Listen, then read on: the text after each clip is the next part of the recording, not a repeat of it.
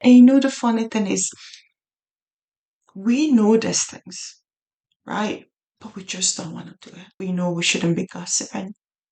We know we shouldn't be telling lies or plotting to hurt people. In Proverbs 1:10, it says, "My son, if sinners entice you, do not consent."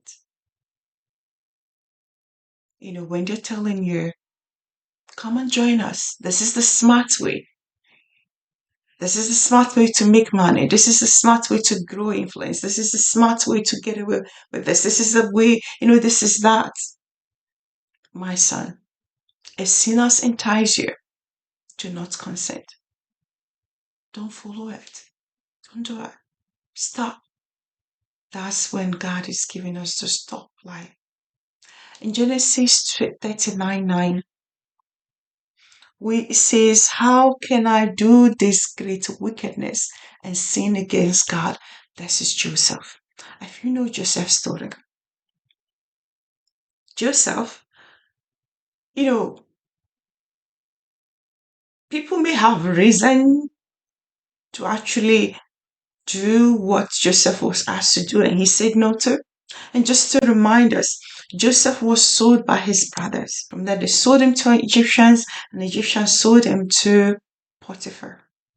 And Potiphar's wife was enticing him, was telling him to, come and do this sin with me and all sorts of stuff. Potiphar's wife will be good to him, and then he can relax and stuff.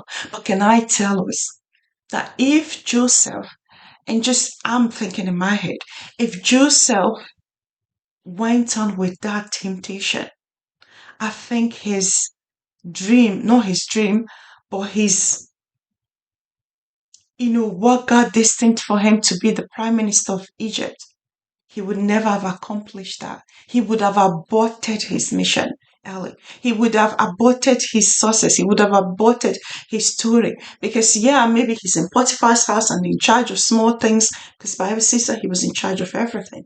So he was having a good life somehow. But if he gave in to that temptation, he would never have become the prime minister of Egypt. He would never have been put in the prison. You may be thinking, okay, he did that so he needed a reward. Well, from there he went to prison. And that's tough, right? But that was part of God's big plan. As long as we remain faithful.